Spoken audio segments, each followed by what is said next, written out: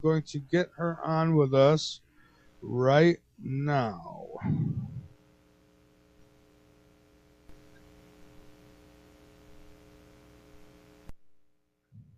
Well, right now. Hello. Hi, Rose.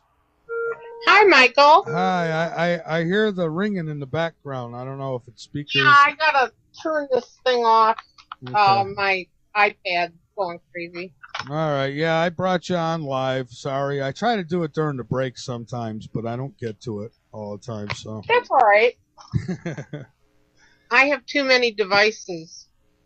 Well, yeah, in today's world, that could be a problem. Yeah. So how are you doing tonight? I'm fine. I'm really excited about tonight. Well, good. I'm excited to have you back.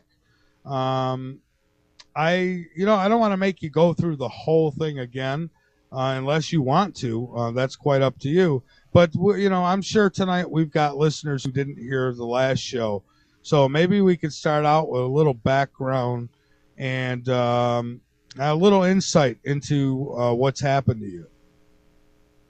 Well, I'll do an encapsulated version. Okay. I'm a retired psychiatric nurse. Throughout my life, things have happened that I didn't quite understand until I joined Colorado MUFON and then National MUFON, and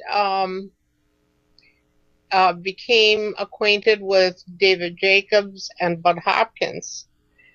After that, I had some regressions and discovered that, well, I knew I had some thought that something was happening. Something had to be discovered. And I found out the truth of the whole thing, that I'd been abducted many, many times. Now, growing up, strange things happened. When I was a toddler, I was outside of the house in the middle of the night trying to get in, and my parents didn't understand that, and I was deadly afraid of windows. At night, I would get up in the middle of the night and hide in the closet. Mm-hmm. So many, many experiences. But tonight's show is something different. I want to talk about something that has been completely neglected, or largely neglected. Dr. Jacobs has addressed it. Bud Hopkins, when he was alive, addressed it. And there were a few others, but they're gone. And they're not around anymore. And I had been working on a book for a long time, which I've not finished yet. But anyhow, I'm talking about post-abduction syndrome and support for abductees. Okay. Now, there are many New Age groups that purport to support abductees, but they have strange beliefs, and you have to buy into that in order to obtain any support. Yeah, absolutely. They believe. I know there's a lot of different ones out there. The one that gets me is, well, they're here to save us. Well, where were they during Fukushima? I know I keep going back to that every time I talk to someone about this, but that's a big. Where were they? Yes, and I have a quote from Dr. Jacobs' book, Secret Life, and I will boldly and unashamedly steal this quote, but give him credit. The idea that men, women, and children can be taken against their wills from their homes, cars, and schoolyards by strange humanoid beings lifted onto spacecraft and subjected to intrusive and threatening procedures is so terrifying and yet so shattering to our notions of what is possible in our universe that the actuality of the phenomenon has largely been rejected out of hand or bizarrely distorted in most media accounts, from Secret Life by David Jacobs. And that's largely what happens. People are ridiculed when they say oh, I saw a UFO, or aliens came and got me out of my car, or they're in a worse condition. They're treated psychiatrically. They're given medications, or they're hospitalized.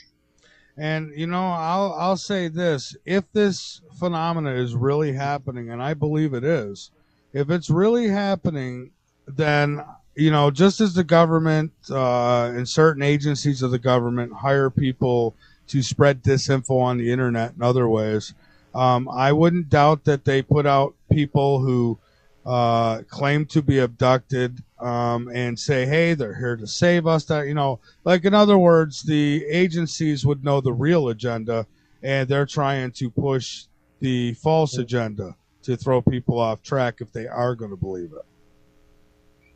I don't know that I would be so quick to blame the government. I think the aliens have an agenda, and I do not think that they want to be discovered. They're here for a reason. They have something they want to do, and I'm not certain what that is. And people have researched it. Dr. Jacobs, Colm Kelleher at the Skinwalker Ranch, Dr. Lear, several people have researched it, and they have not come to an answer yet. But the aliens seem to have more to gain than anyone else in keeping this secret. Well, I kind of hold the government to standards that I would hold myself, and that is, if I had information that would save lives and help people, then I would give it at the cost of my own demise. And here they are. If I was to say, call my state house or send a letter to the president and tell him, hey, this is happening to me, I would be ignored. And that's where I blame government. And I think that there's covert groups of government, not saying that everybody in the government's in on it, but I think that there's that elite group that knows what's going on and probably working with them as well. Well, that could be true. But I did want to talk about post-abduction syndrome, okay, and how it might show up in people's lives. All right, great. Okay, as you said in the beginning, many people believe that aliens are here to help us and teach us, and they're going to usher us into the new age and save us in a disaster. And Fukushima is a good example. The floods in Colorado, when all those houses were sliding into Neverland. I mean, where were the UFOs? Yeah, exactly. Why weren't they taking these people out? Yeah, where was the rapture, the UFO rapture, when we needed it? Certainly. Perhaps they, as a race, need something from us. I think it's genetic material in order to continue to exist in some form or way that they didn't have on their planet. We are an untouched race. We have not cloned ourselves into being bad copies, which I think that they have done. Well, not that we know of, anyways. Well, that we know of. Yeah. They have very, very many little gray guys and little reptoid guys, running around, and we don't do that. We usually go to the hospital and have children, or deliver them at home, or in the bushes, or wherever we have our children. Does it matter whether or not it's really real? And maybe it doesn't matter. This whole thing has taken on a life of its own. People now, all the movies are sort of revolving around the alien existence, and now we have the Android phones. And before the Android phones, there was a whole television series that I will not bring up here, dedicated to the androids. Uh, there's almost no information available uh, about the reason for the alien presence and less about their true reason for interaction. They seem to go about their business efficiently with little concern for the humans they abduct. And uh, they don't care about the animals they mutilate and kill. Now, uh, they take these humans, bring them back, and then this cannot happen and you wipe the memory and you wipe it completely. Something's got to remain. And people develop anxieties around these blips. Something strange happened, but I don't know what it is. But I'm really nervous about waking up and being paralyzed for a few minutes when I woke up. Now, scientists are claiming sleep paralysis. Well, maybe it is sleep paralysis, maybe that does exist. And I'm certain some people have it. But some people might have something else as well going on. Yeah, I don't think that probably wouldn't apply to everybody who's experiencing this. And, as far as caring about it or not, let's face it, there's people who do care about it a lot, and you're one of them. So, we definitely would want to get to the bottom of this. I mean, because we're talking about, I used to think along the lines of, oh, it'd be great to be abducted. And I even told you I'd love to meet him. I mean, we all think that until it happens, I guess. But, the fact is they're coming in, they're breaking our laws on this planet. They're taking people. And I understand that some people may not be returned. A good majority of people are. But we've got a lot of people who are missing that have never been found. So it kind of makes you wonder. Well, I have a friend in Albuquerque who has an album of cattle mutilations, and in the back of the album there are a few human mutilations. Yeah. Now they didn't occur in the United States, but they're human mutilations nonetheless.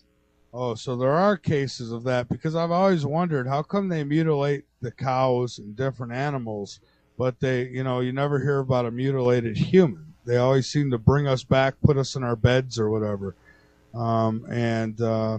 So interesting. I might have to look into that. I do not believe that they will mutilate humans. I think they probably did that early on. As I said, I think they have an agenda. I think they have a plan. I think they're better planners than we are. And it's evident because they've started to focus on the hybrids. And many people that have been abducted have reported they've seen hybrids on the craft. Then they've met hybrids on Earth and had relationships with hybrids. And they look just like you or I would, right? I mean, these hybrids? Most of the late stage hybrids do. The early stage hybrids do not. They look androgynous. They have little body hair. They look different than a human would look. The late stage hybrids, you could not tell the difference unless you really watched or you interacted and noticed that they could control people's behavior or behaved in a certain manner. There are some things they won't eat, some things that, I met one hybrid and at a New Age church of all places before I came to my senses and got out of there.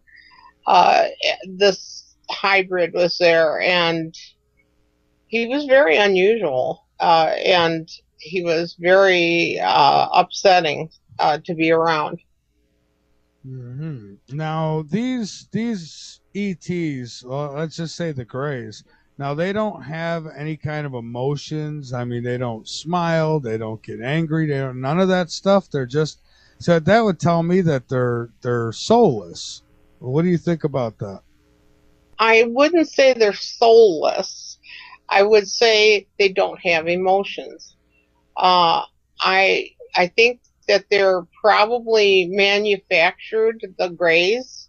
Now, I do not think the higher beings on the craft are manufactured like the mantis beings. I don't think they're manufactured. Mantis beings? Now, the hybrids are definitely not soul without emotion. Now, I don't know about soul. They're living beings. I mean, I don't know. I'm not qualified to judge whether or not anyone has a soul. But the hybrids do have emotions, but do not know how to control them. Mm-hmm. Now, you said mantis beings. I don't think I've heard about this one. The mantis beings are very tall and thin. If you remember from the movie Close Encounters, they had the real tall beings, thin, tall beings. Mm-hmm. Yeah. Those are the mantis beings. And they weren't portrayed accurately. You know, Hollywood magic, they make everything look cute and friendly. But the mantis beings are kind of the guys that run the show on the ships, you know, and they're pretty. They're pretty ruthless in what they do. I mean, they're. I don't know whether or not they have emotions. I do know they get irritated. I've never seen one angry. I've never. You know, I'm not an expert at what they do on the ships. I'm not. Okay. But the mantis beings seem to control what goes on. And there's a pecking order. They have the taller grays. They have the very, very short grays, and they do all the work. The little gray guys. Right. They come and get people. They teach the hybrids in childhood and as they become adolescents, and then they turn to the abductees to socialize the hybrids. And is that what they did with you? I mean, you had to socialize. They tried to, and I got away from them. You know, I just refused to participate, and hopefully they don't find me again. But anyhow, this hybrid was having a difficult time, and he had some low-level job, and was some, you know, you don't need any kind of education kind of do it job, and he needed to learn to interact with a human female, how to go to a restaurant and order off a menu, how to behave in a social setting. He needed to learn those things. Mm-hmm. How to use money. Uh-huh. So they ask, they don't ask, they assign abductees to work with these hybrids, the late stage hybrids that can pass as human.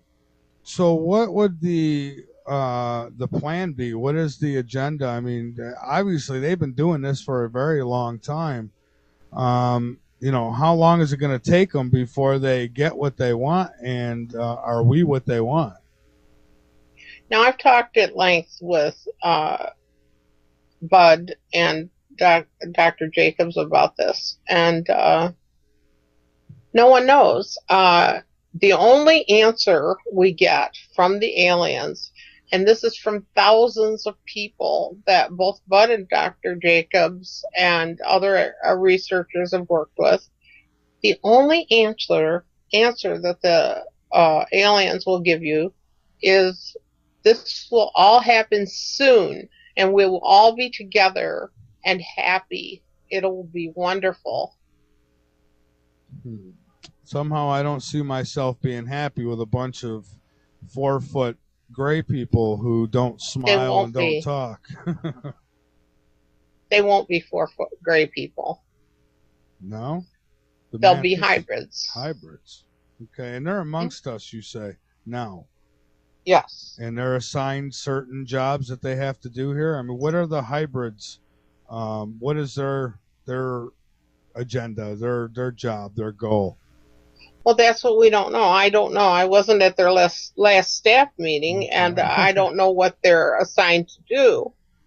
But I think I don't think the Greys can survive on Earth very long. I think there are problems with something, either gravity or atmosphere or something. There is some sort of problem. They don't tend to stay on land very long. And the hybrids, however, don't seem to have a problem with that because they're half human.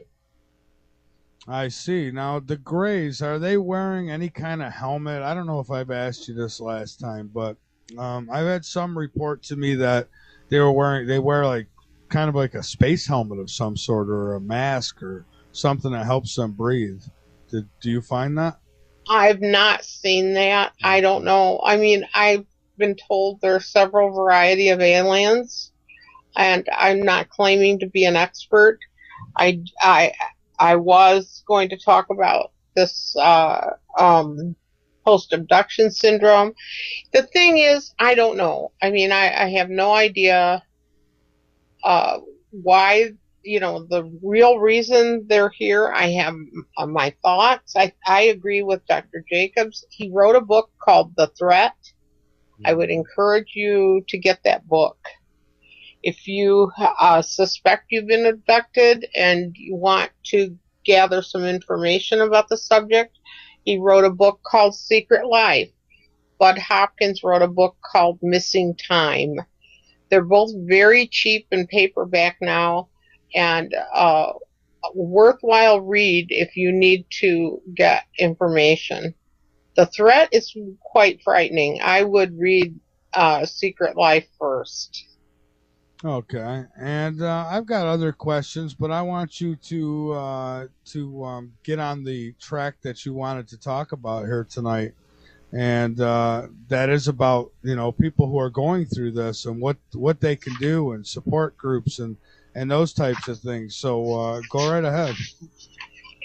Okay, right now there are few support groups, and the ones that do exist have a lot of these new age people in them. And if you can tolerate that, there are some, I don't know, I guess if you search through Facebook, there are support groups. You find something where you fit in. I don't know. Now, Dr. Jacobs used to have a support group at his, I think at Bud Hopkins' house, but I don't know what happened to that one. I would suggest you go to his website, look him up, and go to his website. The thing is, people come back from being abducted and they have things that are wrong. The aliens make mistakes, and they might have their clothing on backwards or inside out. They might have little scars or little marks, and they disappear very rapidly. They might have vaginal discharge of an unusual nature, myalgia, abdominal tenderness, implants. Dr. Lear. I would, if you suspect you have an implant, contact Dr. Lear. The thing is, there are few places to go for help. And I wrote a paper called Post Abduction Syndrome. I think you have it. I would like you to make it available to people. Absolutely. I wrote it so that it would be available, and did not charge money for it. I gave it out freely with Dr. Jacobs, so that people would be able to find a way to get some help. The abductee may be emotionally sensitized from prior trauma, like seeing a parent abducted or enduring early trauma, and may be unable to adjust to the shock of being taken by alien and emotionless beings. Now, abductions tend to run in the family, and people are abducted, and their parents might have been abductees as well, one or the other parent or both. And this creates a bunch of problems. They feel their parents are not protecting them, and they're unable to. The parents feel guilty that they can't help the child. They feel abhorred that their child is being harmed or damaged in some way. They're unable to adjust to the trauma. The whole business of lack of emotion is extremely difficult to adjust to. And these beings, despite what the human person being abducted does, respond in the same way. They might show minor irritation, but that's it. I mean, you could smash one of their tables, get loose. Some people do manage to get loose and smash something, and they just say, you shouldn't have done that. Now we have to work harder, It's really strange. They have a task to complete. Many times, abductees say they can remember their abduction, and they cannot. They have screen memories implanted. Now I want to talk about that a little bit, because are you acquainted with screen memories? Screen memories, no. I might be. Is this where they actually put stuff up on a screen, I guess, kind of brainwash you? No? No. What they do is they alter the human memory. They try to wipe the memory of them taking you, them walking into your room and taking you, or they're morphing through the wall and taking you. And so you might think, oh, I saw an owl with really big eyes, or I saw a deer with really big eyes, or I called upon the Lord and the aliens turned around and left. And that's not what really happened. What happened is they wiped the part of, they couldn't wipe all of it, but they wiped the part about being on the ship. But you could see them walking away. And you think, well, I remember calling upon the Lord and they walked away, so it worked, Mm-hmm. Yeah, and I've so had screen memories are implanted. I see. So in a sense, it's kind of okay. They erase memory, but they kind of brainwash you by uploading, what they want you to think you should remember. Right. Now, Dr. Jacobs' hypothesis is they do this through staring at you and accessing the optic nerve, and then follow that into the brain. Mm-hmm. Okay. Are you there, Rose? Yes, I am. Okay, sorry. I was waiting for your response. It's kind of a big thing. And what they do is then once they're in the brain, they exist in a telepathic society. They usually don't talk. I have heard of them making little noises once in a great while, but usually there is no speech. Yeah, and Travis Walton's story is kind of it's clicked in my head when you said breaking tables, and they don't get angry, they don't chase you. It's if I remember correctly, he says that he wasn't chased either when he ran from them. It's almost like they know you're not going anywhere, so they're not worried about it, and they're not worried about you getting into anything. It's like no aggression. It's like they have the total power and they know it. Well, they do, and certainly if you're running around on a ship that you don't know how to pilot and you're in space, you're not going to open the door and go home. You're kind of at their mercy. Is there, I don't know if you'll remember this or not, or maybe you know somebody who does, but I mean, has anybody ever been able to look out a window or anything and be sure that they're in space, or? Well, hard to say. There are many, many books that have been written, and I can't speak for the authenticity of the books that were written. I can speak for what Bud Hopkins has written, Dr. Jacobs has written, and perhaps Dr. Lear. But the rest of them, Whitley Strieber has certainly documented a lot of things.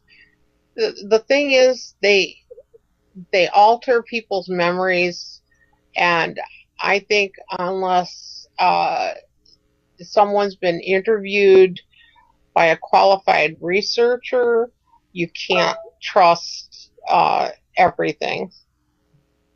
Yeah. I would urge you not to trust me completely. I would urge you to do your own research and to look into this yourself.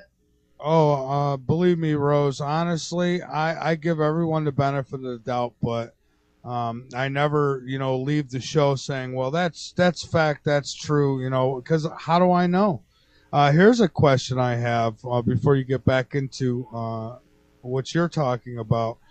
How are you sure, or can we be sure that they're not using some kind of electronic technology to maybe make people think they're actually being abducted for some reason or another, but they're really not? Do you think that's something that could be going on, or is this? What's your thoughts on that? Well, my thoughts on that is, what purpose would they have for doing that? You have to consider that. And if they need humans for some reason, why make them believe they're being abducted? I do think they need humans to create their hybrids. I think their race probably is at a dead end. I mean, you can only think of a copy machine. How many copies can you make before the copy degrades? Yeah, that's true. And right. All I'm proposing is theory. I'm just concerned about the emotional stability of people who believe they've been abducted. Now, I'm not saying the people that have been abducted, they believe they've been abducted. If you believe that you've been abducted, you need some sort of help. And that help should not be heavy medication unless it's indicated because you're harmful to yourself or others. I think that things can happen because you're anxious. You may become depressed, and we know the ramifications of being severely depressed. You may become anxious, and there's a progression of being anxious. There are people that don't leave their homes because they're so anxious or fearful. Abductees often sleep with the lights on or sleep with a television playing. In the X-Files, the guy that played the abductee had the television playing, and the aliens walked in and took him anyhow. Well, it doesn't stop anything, but it reassures the abductee that there's like some sort of presence with them. Yeah, I loved the X-Files. I used to watch that religiously, and having the TV going might be just as scary, because I would imagine there'd be some kind of interference and you'd get that sign, uh-oh, here they come. But I thought about this very seriously. I mean, I laid down last night and I gave it tremendous thought of how it would feel, and I could only imagine how it would feel to be abducted, know that you are being abducted, and not have anyone to talk to about it, and not have any way of knowing when it's going to happen again or if it'll ever stop. And after giving it serious thought, it is scary that people are going through this, even if they just believe they're going through it. Why? I mean, that's, it's scary to think about that. It is. It's very scary. And the thing is, they don't even have the full story. Their memories are distorted. And then when they go to seek help, they're laughed at, or social consequences follow of that. And I come up with a list of some common problems. abductees, and I will call people who believe they're being abducted and people who are actually being abducted. I'll lump them together. You know, if you believe something's happening and you're anxious, you're going to have the same problems as if it's really happening. They might have problems with a marital partner. The husband might get tired of, my gosh, all you ever do, you're nervous all the time and you keep thinking these aliens are taking you. Or the husband might have been laying in bed with the wife and see these gray guys take the wife away. And, you know, at that point, I wonder, you know, even if you think you're going to be laughed at, if you were to dial 911 and say, hey, my wife was just abducted by aliens, I would assume they'd send somebody. So at least. No, they wouldn't. Really? You don't think they'd at least send somebody to maybe, you know, get you help, get you locked up and on medications? I mean, I would think that they'd send. They might. Because they would probably think you're crank calling 911 or 911, I should say. And, you know, I don't know. If it was me and I'm laying in bed and my wife, I seen Grays abduct her, I'd get right on the phone, I think, because I'd want them to come in and say, see, she's not here. And, you know, hopefully they bring her back and I don't get accused of doing something. But, you know. What if she doesn't come back? Who is the first person they consider a suspect? Oh, that would be me. But if they don't bring her back, that's the first thing they're going to ask is how come I didn't call 911? If that. Well, happens. You know, the thing is, they're usually they think you're mentally disturbed if you say it's aliens. Oh yeah. You have a greater chance, even if you're being raped, of getting help if you yell fire than yelling rape. Yeah. People just do not believe in alien abduction or ridicule it or think it's a pathological belief. Yeah, and I could see where this would take its toll on a marriage. I mean, if say you're the, you know, for my case, I'm the husband and I'm not seeing any of this. I think that she's just losing her mind and she's going on with it day after day after day. I could see where you'd finally get fed up and say, look, I'm admitting you. I can't take it no more. And a lot of times the aliens switch off the mate or animals that are in the room. They have a hard time with animals sometimes. They have a hard time switching them off because they don't have as sophisticated a brain. But they switch off the mate and they never know anything's happened. And then the wife is saying, they took me again, they took me again. Well, who took you? You're back here in the morning. Yeah. Why is your nightgown ripped? Yeah. See? Yeah, I understand. I mean, you know, people wake up and they've got weird things going on and they can't explain it. And then I guess at some point, all at once, you know, something comes to some of these people and they think, oh my God, and they figure out what's going on. And at that point, they've got to be thinking to themselves, am I crazy? And at what point, I mean, do they know for a fact that they're not losing their mind that this is really happening? I guess I would struggle with it myself. I mean, I've really given this thought. That's why I got together with Dr. Jacobs. Uh-huh. So with these, when they hypnotize you and bring you back and try to get your memory back, how did that work for you? I mean, what did you learn? What kind of tests were they doing? Okay. Before we get into that, mm-hmm. Not everybody's a candidate for this. Okay. You can't put toothpaste back into a tube. Okay? True. And if you regain these memories, you will know that you are an abductee or are not. And you have either an emotional disorder or you're an abductee and you have to learn to deal with it. And you might have an emotional disorder along with that because of the Well, fear of being abducted. yeah, if you didn't have one, you probably will afterwards. Well, I was fortunate. Dr. Jacobs was very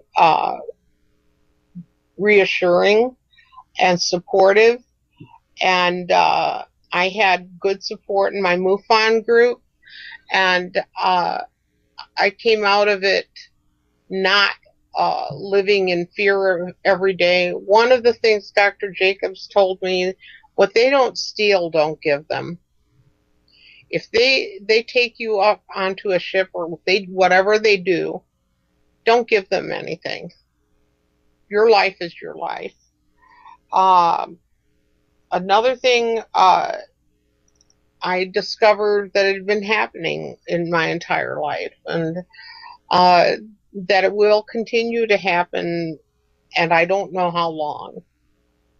And that the aliens lie to you. They tell you things that are not true, just to gain your cooperation. That's all they want. They want you to do what they want you to do, and that's the bottom line. Well, if one of them was to come down and maybe take the image of, say, Christ, I mean, can you imagine how many people that this alien would be able to fool? And I kind of wonder why they don't do it that way. I guess their method is better, huh? Well, they don't have to take any kind of image. They come in there, they gain control of your mind. You're horrified. They make you, they paralyze you, and then wipe your memory. And it doesn't matter what they do. Now, as far as the image of Christ, do you remember the Cash Landrum incident? No, not offhand. John Schuessler, a friend of mine, wrote a book about it. These ladies in Texas were coming home from bingo, these older ladies, and they had their grandson or nephew in the back seat. They went for harmless entertainment. They went to their bingo night, and there was a UFO, and it was malfunctioning, and it was crashing. And there were several helicopters following it. And what happened was it started emitting some sort of radioactive material or whatever. They thought they were biblical ladies, This is the second coming of the Lord. They stopped the car, they got out of the car, watched it. The worst thing you can do in the presence of radiation is watch it. They became ill. They, over the years, ended up dying. I think the nephew is left, but he won't talk to anybody publicly. I think he developed some sort of leukemia at some point, and then after that, he recovered, and he won't talk to anyone. Wow, that's fascinating. And, I would think that nowadays, anyways, you get religious people, religious group in a car, and they see that, I would think they would first think, oh, it's the demons. Because that's what I get a lot. I've talked to some pretty radical religious people who swear that they're demons. And I don't know if they're demons, but I don't know as though they're very nice either, so... Well, anyhow, getting back to this, many things that problems they have. Whitley Strieber has commented on many things that have happened in his life. New Age groups have sprung up like weeds, claiming they're benevolent teachers here to save us. The health problems faced by abductees: sleep disturbance, fear of abduction, decrease in serotonin levels from sleep deficit, impairment of immune system from stress and sleep problems, social problems from isolation. How do you make friends when your big story of the day is they took me last night, or I'm afraid they'll take me at any time. Yeah. There was a lady in one of Dr. Jacobs' books that was taken from O'Hare Airport bathroom. Wow. So, isolation due to fear of confiding in others, difficulty in establishing relationships, compulsive behaviors born out of extreme anxiety, New Age religious beliefs in the extreme, avoidance of medical and dental care due to fear of sharp and shiny instruments that remind them of the abduction incident. Do they know it reminds them of the abduction? Or, I mean, because there's people who probably aren't sure or don't even know that they've been abducted, but they have these fears and have no idea why. That's the problem. They have partial memories. They have horrible fears. And now sleep dentistry has sprung up. You know, you can take medication or something and go to a dentist and have all of your work done. There's all kinds of sedation for procedures, you know. And I'm not saying that's a bad thing. I'm not fond of pain or being worked on by anybody. And that's a good thing. Yeah, that's how I roll when I go to the dentist. If I have anything that's going to take more than 10 minutes in that chair, I'm like I don't know. I'm like a rabbit in a wolf's cage. Just put me out. Give me the gas. Yeah, yeah, exactly. Dental or surgical procedures in particular may trigger subconscious memories and fears related to abduction events. Now, trying to keep something in the subconscious mind forever. Have you ever tried to hold a beach ball underwater? Yeah, not very easy. No. Eventually, it's going to emerge in some form. Perhaps illness, perhaps nightmares, perhaps memories, perhaps bizarre behaviors. I don't know. It will emerge. Buried memories will live on and they will emerge. Mm-hmm. And subsequently, many health issues could emerge due to neglect of health. If you don't go to the doctor forever, your coronary arteries or whatever, you could be growing tumors, you could have high blood sugar, you could be losing calcium in your bones and be have fractures. You could have all kinds of things. Now they're getting all health conscious. You could be eating the wrong things and developing all kinds of disorders. Right. And another thing that I want to bring up, and I don't think anyone has ever talked about this, another factor is that the effects of repeated abduction are completely unknown. It is not known whether or not there is exposure to radiation or disease-producing factors, such as being exposed to bacteria from other abductees, because many times they have roomfuls of abductees and turn it into an assembly line affair, or if the aliens themselves have some sort of organism they carry. I don't know. Do they have radiation? Do they have organisms?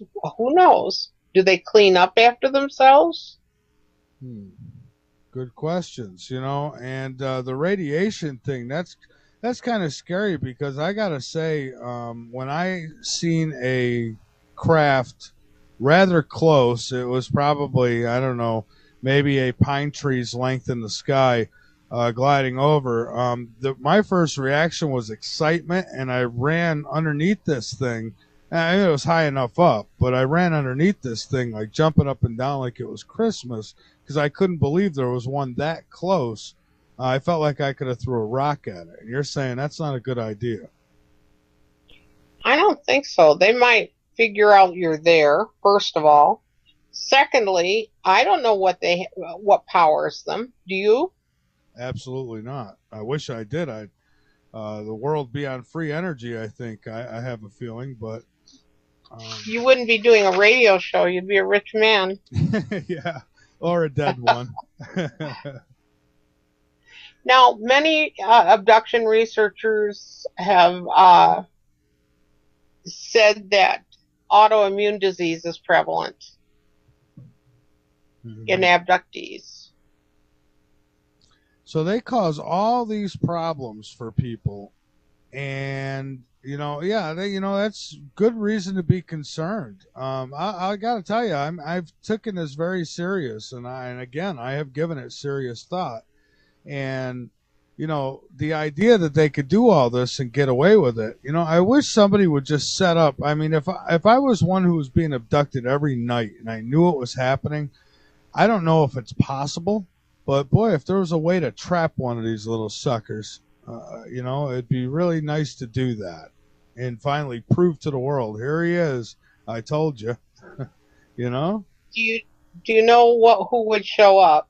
Oh yeah, I know exactly who'd show up, and I'd disappear probably because I knew too much.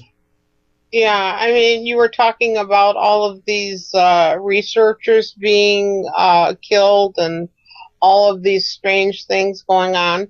I don't have a lot of knowledge of what's going on. I have practically none of the secret workings of anything.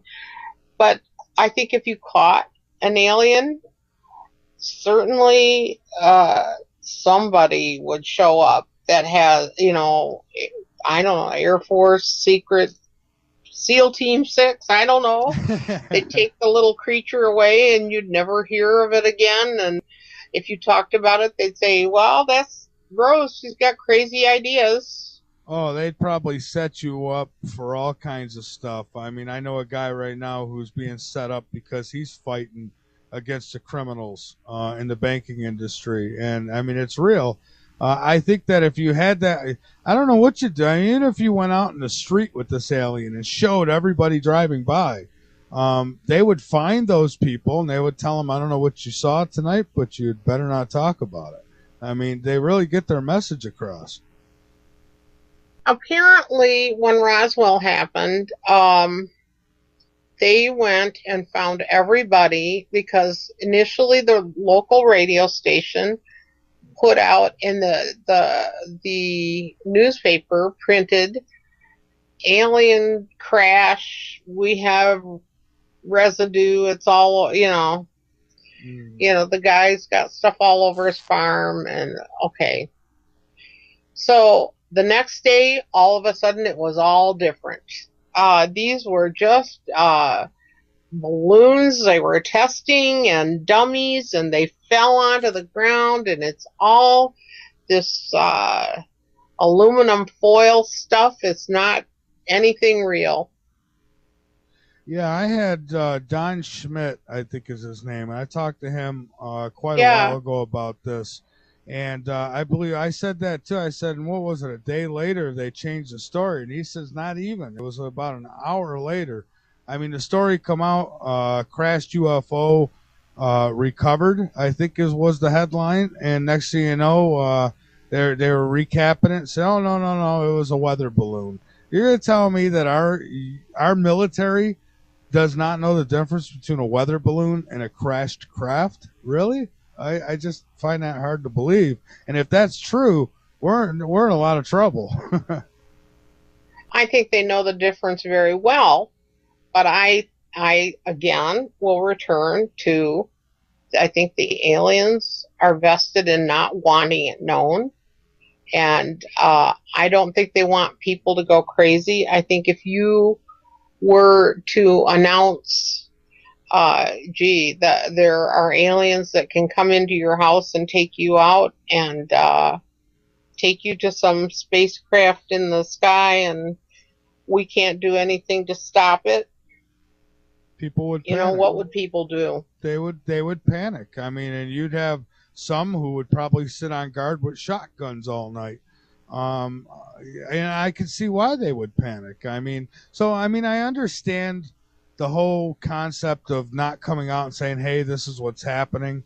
But, my thing with it is the agenda. Are they not telling us because they're worried about panic, or are they not telling us because they're in on it, or are they not telling us because they've been warned to keep their mouth shut by the aliens themselves? That's my concern. Why are they not telling us?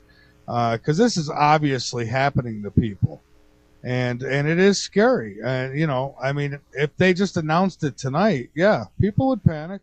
I know they would. Especially the religious groups would be out in the streets with candles and God knows what else. I mean, it would just be a mess out there. Now, the Catholic Church has acknowledged that aliens might exist. Yeah, and what was the Monsignor Valducci or a goofy name, an Italian Monsignor, came out and made an announcement, and they said, the Lord might have created aliens. Yeah, he did come out and say that, and he's all ready to baptize them and all that good stuff. So I think they know. I think the Vatican. I think they've got some serious records that they've kept from the people, and that goes for the government too. Obviously, they know a heck of a lot more than they're telling us. I mean, with all their covert operations that they've had, these black projects. I've heard audio of these fighter jets. Hey, I'm on them. He's moving fast. Next thing you know, the jet comes out of the air and crashes. So we know that they've chased these things. We know that they know about them. What we don't know is if there's some fashion of the government that's working with them. And there's a lot of people who would say yes, they are. So, but if they don't want to be seen, what are they doing in the skies? How about, like the Phoenix Lights, flying that giant craft over hundreds of thousands of people? I mean, that's not really being too private or covert. No. So you got to wonder, why would they do that if they don't want us to know?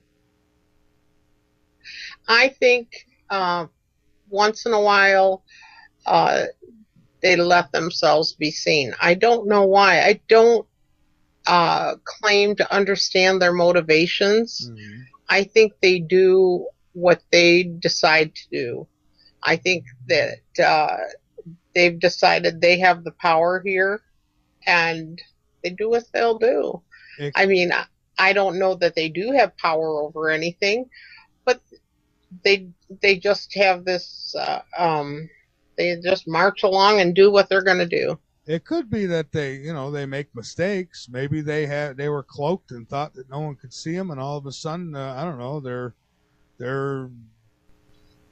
invisible force field went down or something. I don't know. Maybe that's what happened. Maybe that's why we see them. But when we do, but I mean, I've had UFO sightings. I know for a fact that these things really exist, and I don't know what to say to people who say, oh, no, it's not true. All I could say is spend more time looking up at night. You'll see them. They're there. Talk to the guys from Fire in the Sky. Talk to my sister in Phoenix. I mean, my sister lives in Phoenix. I mean, what can you say? I mean, they don't exist. They tried to tell the people in Phoenix that was balloons again. Or flares. Yeah, crazy flares. Stuff. Yeah, flares. And people seen this craft moving over them in the sky. I mean, it wasn't like they just saw lights. They seen more than lights in the sky. And, and then, of course, the governor, I think it was the governor who made a big joke about it with the alien, with the press conference. But then later, after he's out of office, comes out and says that he regrets doing that and that, it was real. So obviously somebody's saying, hey, you keep your mouth shut or else. Well, I don't know for certain. And I would urge people to educate themselves. Be careful who you tell you're an abductee. Obviously, I've not done that. I'm on the radio here. I was just gonna say, you just told so I probably don't have good sense.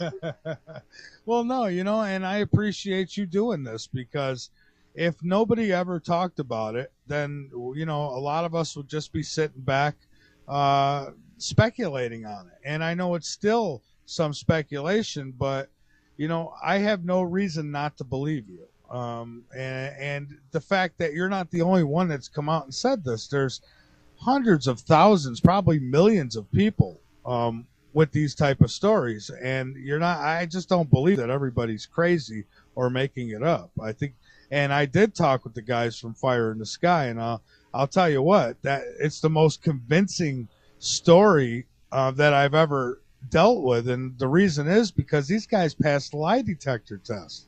Not one, not two, but like three or four of them. I think they passed. I think Travis passed something like four or five of them. I mean, okay, maybe one guy could be good and pass these tests, but all of them, I mean, they all pass these tests. So, they weren't making it up. Well, I agree with you completely, but we don't have proof.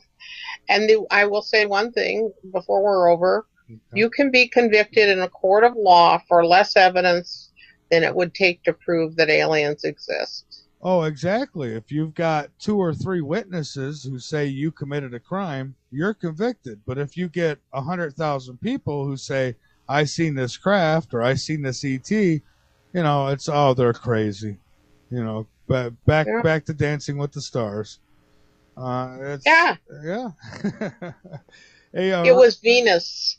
Oh, yeah. It's always Venus or swamp gas and I am so sick of the lame excuses that are given to people. And it makes me even more sick is the people who fall for it. I mean, I don't know. I go out every night that I can and I look into the sky and I see stuff and I've had some pretty convincing sightings. Not that I just saw a little light in the sky and I couldn't tell you what it was. I mean, I've literally seen craft in the sky. So, I can't tell you who's driving it, but I could tell you they're there, and I could tell you those suckers move fast. I mean, now you see them, now you don't. So, there's some serious technology there. And nothing I've ever seen that's ever been proven to me that our government has. I don't care. They've got some pretty wild craft that they're coming out with, fighters, jets, and this, that, and the other thing, but where are they getting that technology is the question. I mean, have they recovered some of these crashed UFOs and they're learning something from them? I think that would be logical. But no doubt we are being visited. People are being abducted. Cattles are being mutilated. Crop circles are real. This stuff is happening. And with the crop circles, I find that amazing too, because I think that there's some kind of message being given to us. And, but what's the message? I mean, some people say, well, they're trying to tell us about something that's going to happen. And it's like, yeah, but at the same time, they're abducting our mothers, our fathers, our children. So, could the message be, hey, we got the kettle on. No soup for you? I don't know. Who is the message for? Exactly.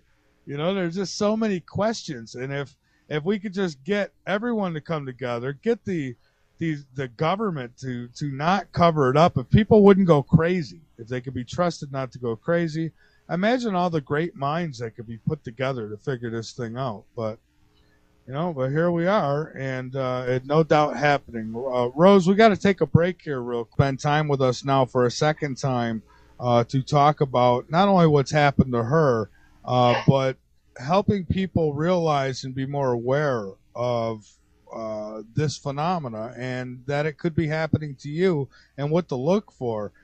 So, Rose, going back on that notion, what are some other, I mean, what about people, okay, let me ask this right. Do they ever put people in, say, a dream state and maybe take them that way where you'll come back and you'll think, oh, that was a bad dream? But now I don't want everybody who has a dream to start going, oh, my God, I've been abducted. But they do that. Yes, they do that. And I've had a few abductions that started like that. Mm-hmm. But the dream stuff wears off. And then you figure out, oh my goodness, these are not the people I'm dreaming about. And I'm not really here dressed in clothing, doing something other than lying on a table with a bunch of gray guys around me. Okay. All right. And what are some other telltale signs that people can look for? I mean, what about people who don't know that this has happened to them, and now they're listening to the show and they're thinking, "Hey, I've had that happen, or I've had this happen."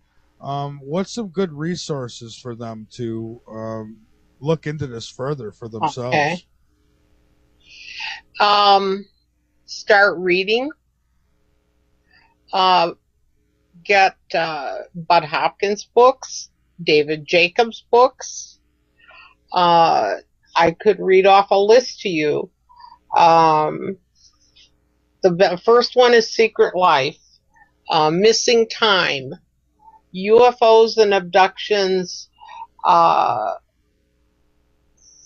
There's a book, Stephen Greer, The Disclosure book. A book you can't get your hands on, The UFO Controversy in America. That was Dr. Jacobs' first book. The Threat. Jacques Vallée, anything that he's written, certainly. Now, I have also been working with a researcher in Quebec. I'll murder his name, Jan Vadnais. Mm-hmm. And he's a very good researcher. A lot of his stuff is in French. But another one about Colorado, Enter the Valley by Christopher O'Brien. The UFO Report, that's another book. I would start there. If you're on Facebook, look for UFO support groups. Be careful what you join. If you join some group that says they're teachers and benevolent, maybe there are benevolent aliens. I'm not going to say they're all bad. I don't know. I don't know all of them. Mm-hmm. All I know is my experience. Maybe there are some good ones. That's fine.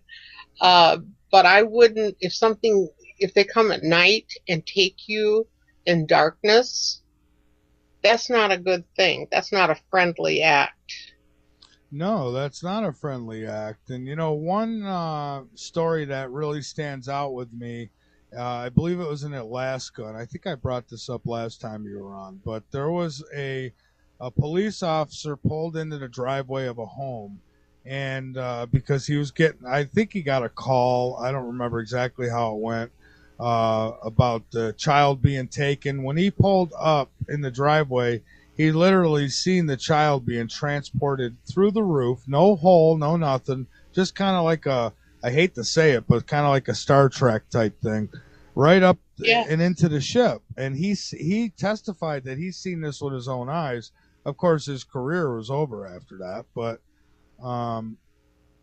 so we got some pretty credible people who have testified to this stuff happening, and yet people still have a hard time believing it. Now, when it comes to people who claim, "Hey, I'm in contact with the aliens," and they're, and I have messages from them, I believe that could happen. It might be possible, but they never give me any kind of proof on that. It's like, okay, well, can you communicate with them now? And I got a few questions I'd like them to answer. It never goes that way. So I'm not so sure about the ones who claim to be in contact with them. I don't think they leave a callback number. I think, they'll have their people get a hold of your people is how it works. There's an excellent book written by Bud Hopkins entitled Witnessed. And a lady was abducted from her apartment in New York. And people on the freeway saw her float up into the craft. Yeah. Yeah, I believe it. I don't know what I would do if something like that happened to me. I don't even know as though I would. I'd like to think I would, but I don't know as I'd be that apt to come right out on the air and talk about it either, because most people would say, "Oh, he's just saying that to get show ratings or this or that." So I'm in a predicament where if they did it to me, I don't know as though talking about it would do me any justice. Do you remember the Betty and Barney Hill story? Yes, I do. Do you remember Barney's statement when he was regressed and said he felt like a little rabbit, like when he went hunting and he was hunting for rabbits, he felt like the little rabbit hiding in the bush, knowing he had no chance, and he was scared to death. Oh yeah, yeah, yeah, and that's probably exactly how it feels too. I mean, because if they're able to take over your mind, take over your body functions, and just take you like that, I mean, that's like fighting with like demons. I've had people tell me stories about demons. They've lived in demonic homes. How do you fight something you can't see or you can't get any leverage over? I just don't know. So yeah, that would be very frightening. And again, I've always thought, hey, I'd love to meet them, and I still feel like definitely I'd like to see them because seeing's believing. But at the same time, I wouldn't want to go through that. I wouldn't want to be experimented on. I wouldn't want to go to bed at night not knowing if tonight's the night that they're going to come back and take me again. That would get very frustrating, and it would be even more frustrating that there's nothing you can do about it. Well, there comes a point where you come to a place where you don't give them anything that doesn't belong to them. You take your life back, and what they do is what they do, and there isn't a lot you can do about it. And the good thing, I think, the abductions have either slowed down or, I put up a fight. I don't think they like me much anymore. After I worked with Dr. Jacobs, I'm not a very cordial guest of theirs. So I give them a hard time. There's one lady, and I won't reveal a name, but there's one lady that worked with a researcher, and she does everything she can to make the aliens miserable. She walks slowly. They tell her, hurry up, go in the room, lie on the table. She drags along. She purposely does that. She will not do anything. She binds up her arms. She gives them a hard time. Yeah, and it's too bad that somebody can't. I mean, I would imagine if you reached for him. I know Travis says that he accidentally, not purposely, but hit one of them, and I'm thinking, if that can happen, too bad you couldn't dig them, get some DNA in your nails. But I imagine they check for all that before. I mean, they must, right? I mean, they're not going to let you get out of there with anything to prove they were there. Well, they haven't handed me the manual to the ship, so they're not going to give you anything. Yeah, exactly. If they have the technology to come here, they certainly, and they have the technology to transport matter, they certainly have the technology to remove foreign matter, whatever their matter is, and send you back. I'm not an expert. I don't know. But I also go somewhere and ask them to scrape your nails and get a DNA test. What do people in court have to go through to get a DNA test? Well, unless they're the accused, quite a bit. So, okay, how long does DNA last under your nails if you start washing your hands? That I'm not sure of, but I'll say this: with forensics nowadays, it seems like I've watched some of these detective shows, these the real ones where they're They go over these murder cases, and I can't believe the tiniest little things that they find that lead them to the killers. It's just, for me, I mean, I don't care how much I hated somebody. Murder is not an option. You're not going to I don't see where anybody could get away with it anymore these days. But again, that's our technology. Their technology, who knows what they run you through before they bring you back, Well, they're certainly ahead of us, and from what I can see, I'm just giving you my version of what I know, and I just am coming out trying to support abductees. I'm working on starting a blog, and when I do, I will let you know about it, and abductees can participate in my blog, and that will take me a little bit of time to get going, but there's not much out there, and I would encourage people to try to find support. And if anybody finds me on Facebook, I mean, I'll befriend them, but I can't be somebody's therapist. I have a life to live, and I mean, I'm sure there's thousands of people that want help, and we can't help everyone. I think we need to start support groups.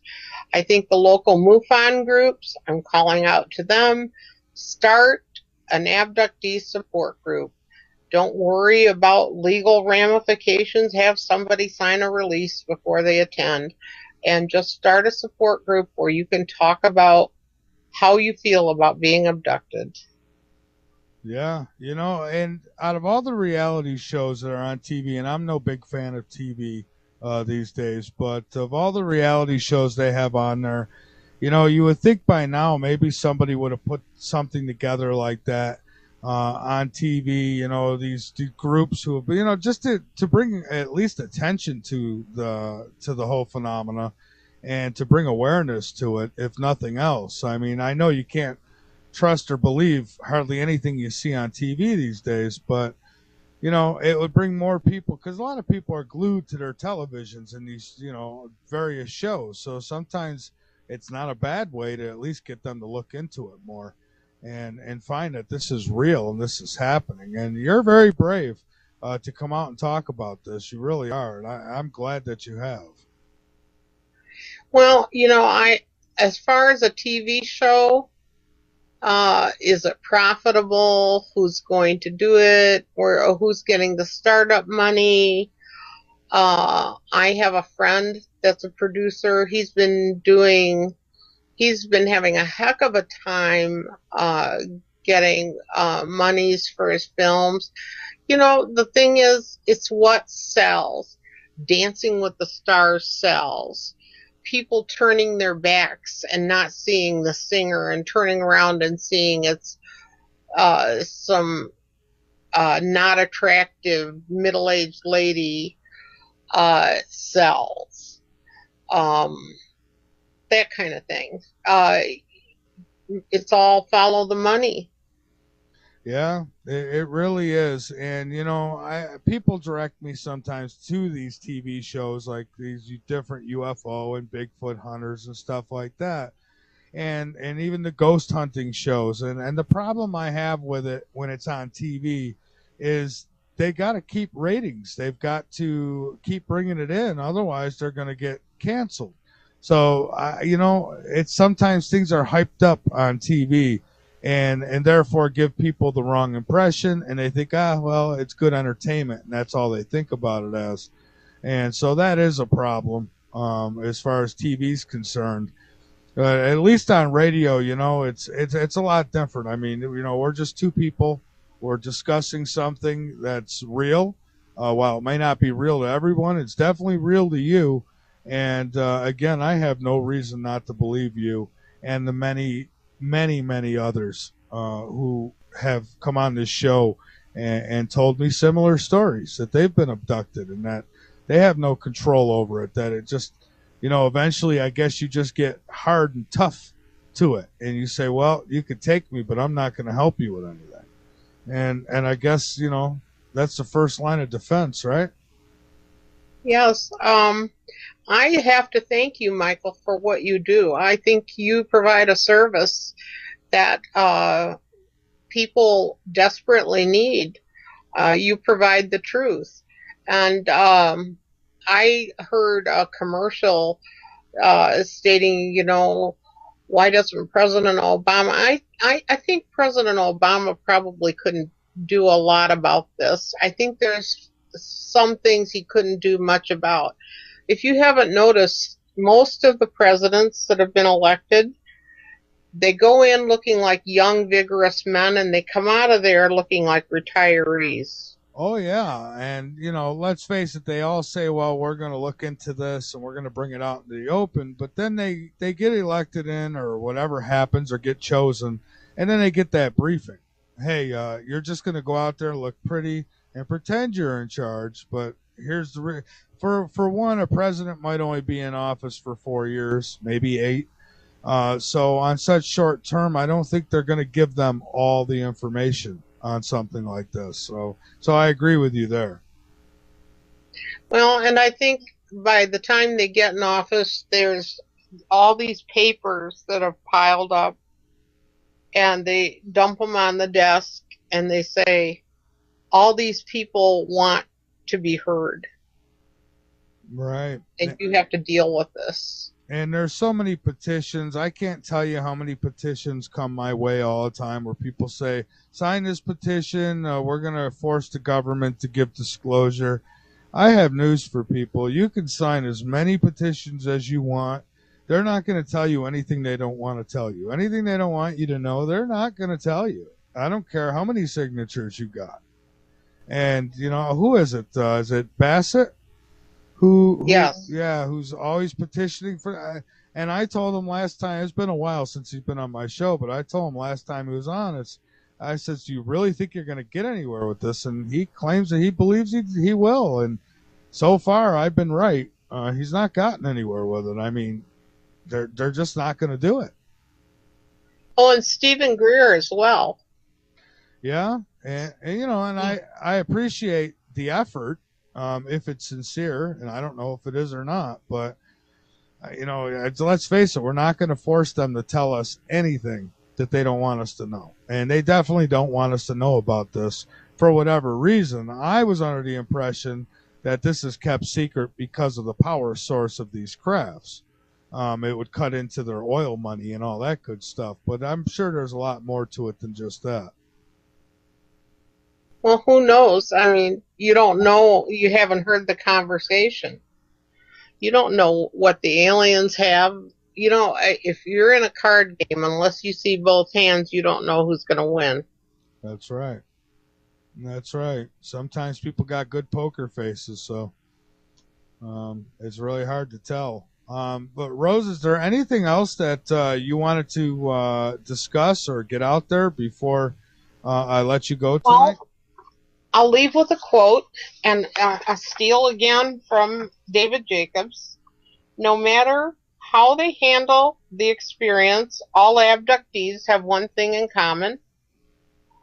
They are victims just as surely as women who are raped are victims of sexual abuse, or soldiers can be victims of post-traumatic stress disorder. Abductees are victims who require sensitivity and, if needed, help in understanding what has happened to them and the possible consequences that abductions have had for their lives. That's David Jacobs. I sound like I worship the man. I don't. I just find that he's done more work than most people. And Bud Hopkins, I miss him. So read and acquaint yourself with the subject, and then you'll know more. Yeah, unfortunately, I never got the pleasure and opportunity to talk with Bud Hopkins. I would have liked to have, but I guess I lied. Do have one more question. I had it written down here, and I says, "Ooh, let me get to this before I let you go." Now, some women actually claim to have been impregnated by these aliens, and then all of a sudden the pregnancy will disappear. And I'm wondering, what about doctors? I mean, does a woman go to the doctor and the doctor says, yes, you're pregnant? Then all of a sudden, she's no longer pregnant. There's no baby. I mean, what don't the doctors think something's wrong or suspect her of something? Or Well, they could have spontaneously aborted the pregnancy. I mean, they could have failed to carry it. Anything could have happened. sure. They don't know. They don't know the woman's sexual habits. They don't know if the woman's telling them the truth. Uh, an early pregnancy, what do you know about it? Even if you do all kinds of tests, what do you know about an early pregnancy? Not a lot. And usually the aliens have planted suggestions in the abductee's mind, and they don't have the complete memory anyhow. And they just want this to go away. These women come up and they're pregnant. I don't want to be pregnant. I don't know what I did, but I don't want to be pregnant. And it goes away and they're relieved. Right. Okay. And that's acceptable. I mean, yeah, exactly. At the same time, well, maybe you miscarried. It was a false test. Yeah.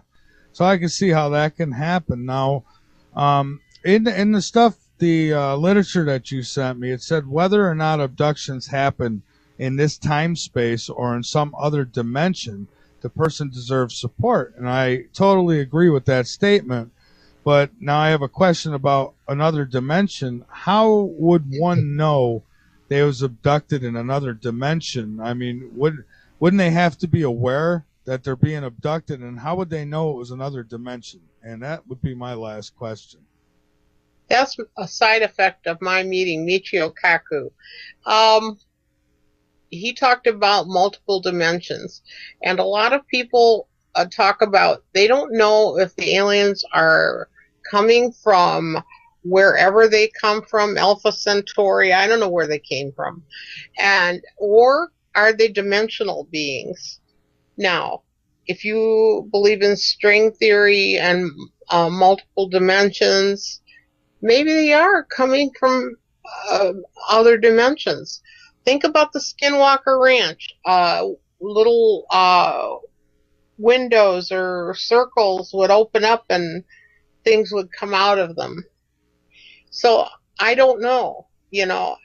I don't have those answers. I also am not good at advanced physics, but alternate dimensions are possible. Yeah, and that's something that I consider not only with UFOs and ETs, but also with the Bigfoot phenomena and so many other things. Even some of these ghost hauntings. I think it could quite possibly be another dimension. That maybe two dimensions are crossing. I don't know, but it's possible. See, we just only a drop in the bucket. Do we know about the entire reality of our universe? So amazing stuff, Rose. And again, I thank you so much for joining me tonight and talking more about this. And as you know, you're welcome on the show anytime. So anytime Thank you you, want to come on. Michael. And I appreciate it a great deal. And my good friend who hooked me up with you, Art. Mr. Greenfield. Yes, he's a very diligent researcher, and I would encourage you to read as much as you can. Get Michio Kaku's books. He's got some great stuff. Just learn all you can.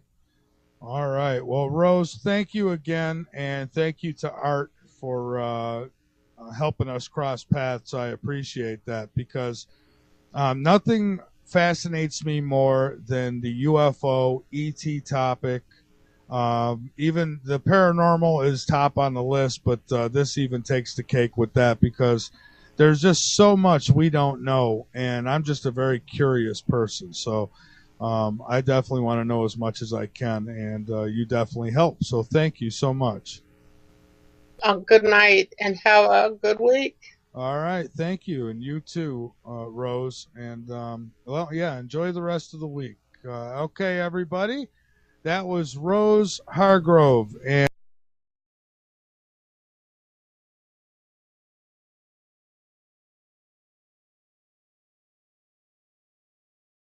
procedures is so terrifying and yet so shattering to our notions of what is possible in our universe that the actuality of the phenomenon has largely been rejected out of hand or bizarrely distorted in most media accounts. From Secret Life by David Jacobs. And that's largely what happens. People are ridiculed when they say, oh, I saw a UFO, or aliens came and got me out of my car, or they're in a worse condition. They're treated psychiatrically. They're given medications, or they're hospitalized. And I'll say this: if this phenomena is really happening, and I believe it is, if it's really happening, then just as the government and certain agencies of the government hire people to spread disinfo on the internet and other ways, I wouldn't doubt that they put out people who claim to be abducted and say, hey, they're here to save us. That, like in other words, the agencies would know the real agenda, and they're trying to push the false agenda to throw people off track if they are going to believe it. I don't know that I would be so quick to blame the government. I think the aliens have an agenda, and I do not think that they want to be discovered. They're here for a reason. They have something they want to do, and I'm not certain what that is. And people have researched it. Dr. Jacobs, Colm Kelleher at the Skinwalker Ranch, Dr. Lear, several people have researched it, and they have not come to an answer yet.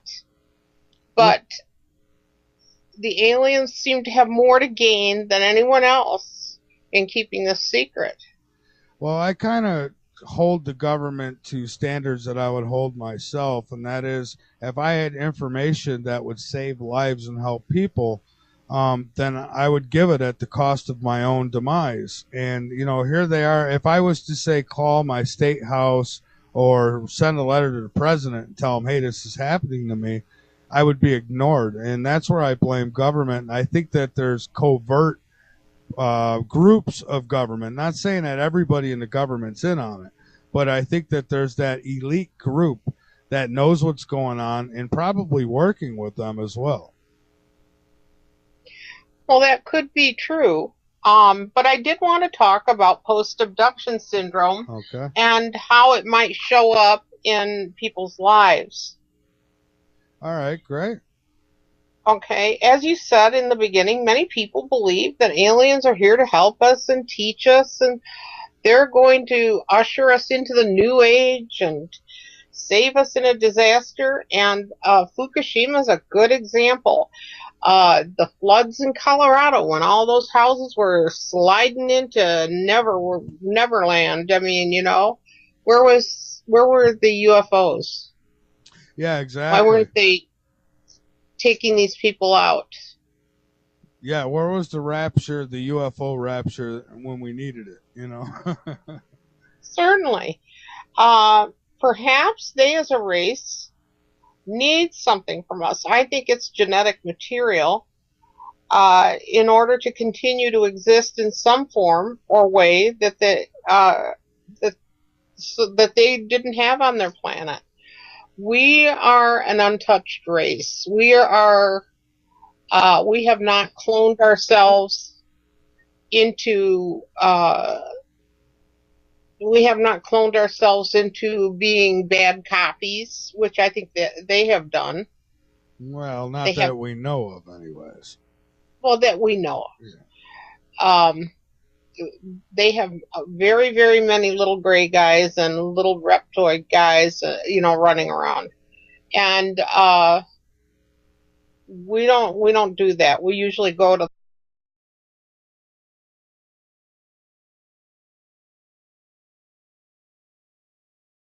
Going to get her on with us right now.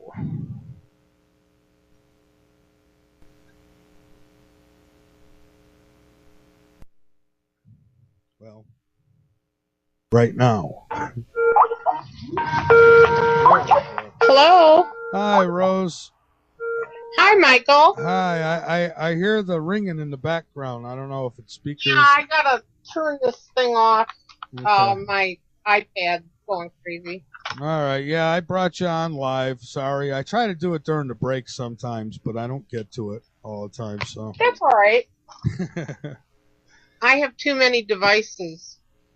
Well, yeah, in today's world, that could be a problem. Yeah. So how are you doing tonight? I'm fine. I'm really excited about tonight. Well, good. I'm excited to have you back. I don't want to make you go through the whole thing again, unless you want to. That's quite up to you. But I'm sure tonight we've got listeners who didn't hear the last show, so maybe we could start out with a little background and a little insight into what's happened to you.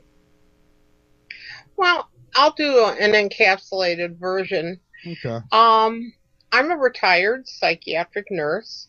Throughout my life, things have happened that I didn't quite understand until I joined Colorado MUFON and then National MUFON, and became acquainted with David Jacobs and Bud Hopkins.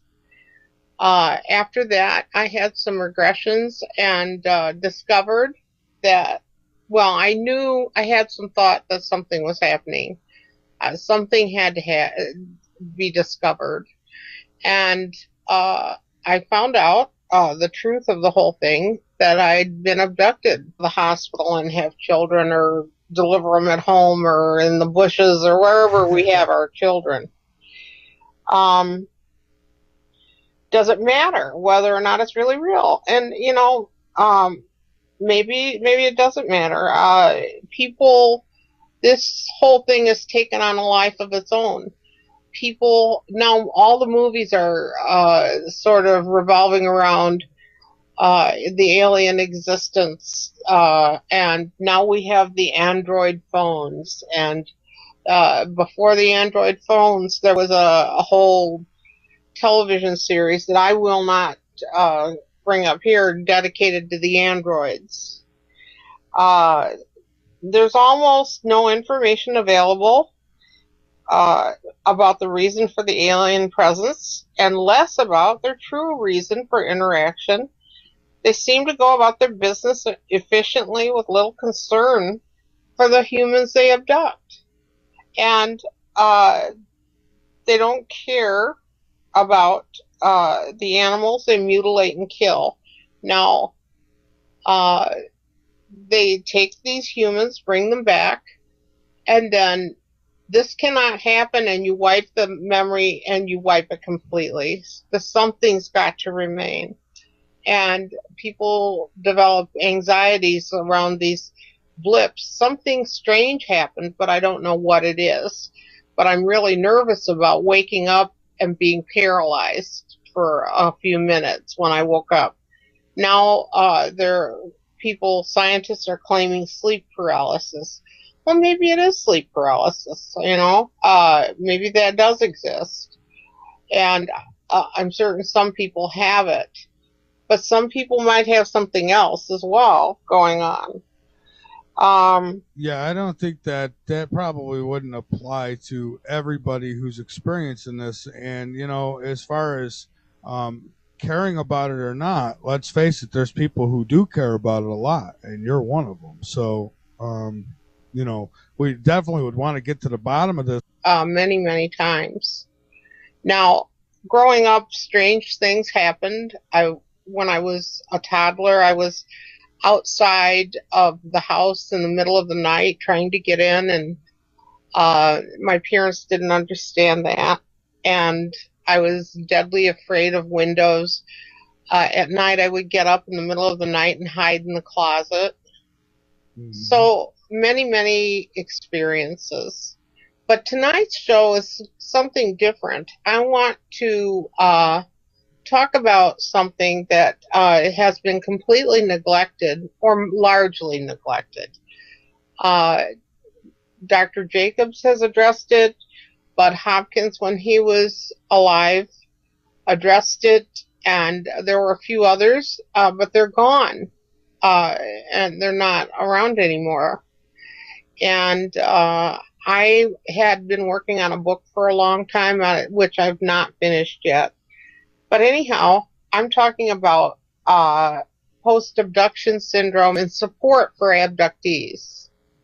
Okay. Now, there are many New Age groups that purport to support abductees, but they have strange beliefs, and you have to buy into that in order to obtain any support.